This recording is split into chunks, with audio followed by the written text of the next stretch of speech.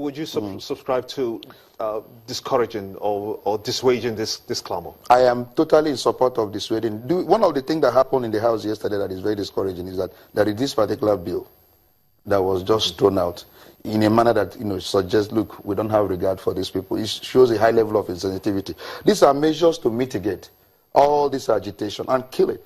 When there is good governance, where there is equity in the state, where there is justice, of course, anybody will not clamor for any sovereign state. What are you clamoring for? When you have all the developmental things being done in your area, so what are you clamoring for? So I'm thinking that the only way is when somebody has a perception that he is wanted in a state, that is justice, that is equity, that is reintegration into the entire system, then it kills all the agitation for any sovereign state. When you hear this statement being made that the eastern part of the country is being marginalized, yes, especially from the people who are from that region, that's right.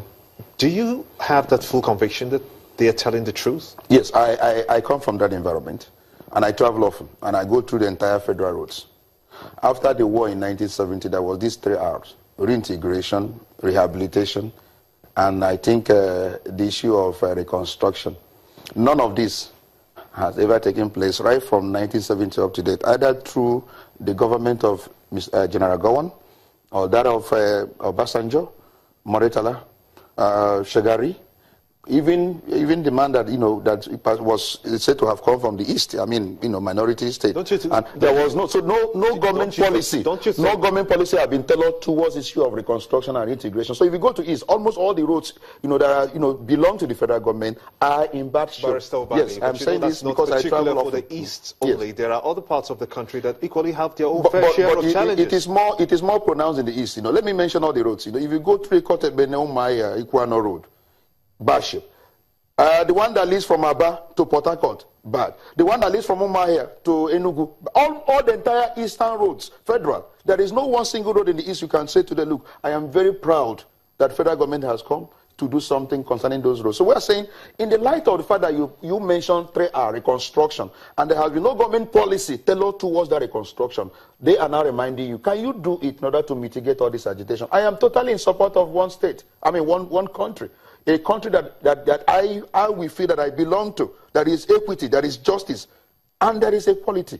But if there is absence of that, that's why you see people agitating. So what do? You listen to them and hear their opinion and begin to solve those problems in order to ensure that they are integrated. Let's talk about that sitting at home. Yes. We saw the visuals and it wasn't a complete 100% yes. at home. Some businesses were still working. Open, of course. That seems to suggest that perhaps these people stayed at home because of fear, that their lives could be in danger. Yeah. And it wasn't really, it was a sentimental stay at home that happened on that day, on the 29th.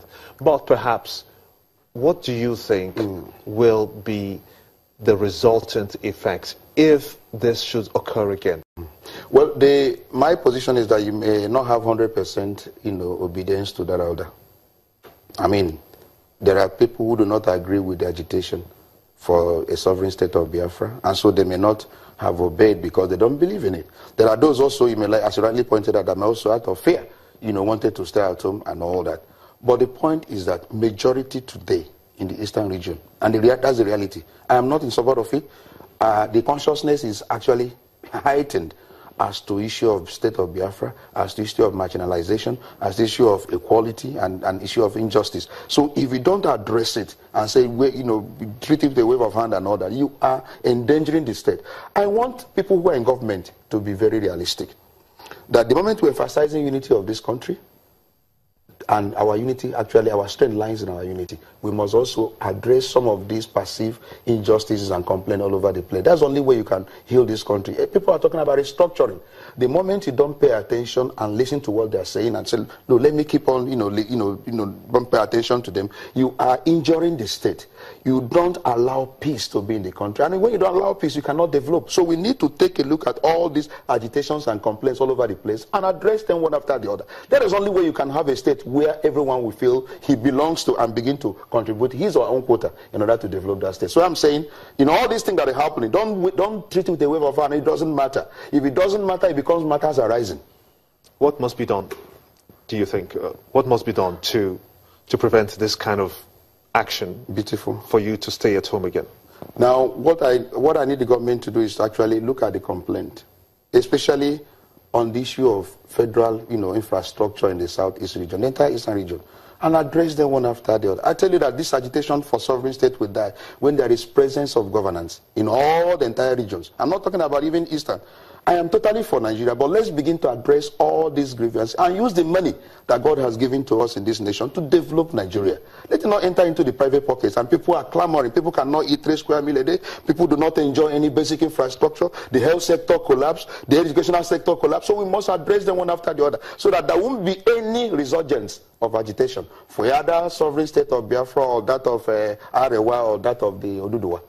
That's the only way. What's your final words? My final word is that our leaders must be a bit sensitive. They must know the reason why they are in government. Government is for you to look at the needs of the people and solve those needs. And what are the needs of the people is to develop all these basic infrastructure. We need light. We need road. We need good schools. We need education. We need the hospitals to be functional. We don't want a situation where our leaders will be going abroad for medical treatment. We want Nigeria that is working. And we have all the money. We have all the resources. So why are we suffering? So it's important our leaders know what we need and begin to address them one after the other so that the country can begin to develop. Where there is no peace, you cannot make any progress. I want to thank you so much indeed. Monday Ubani, a lawyer and a human rights activist. I want to thank you so much for talking to us on State of the Nation.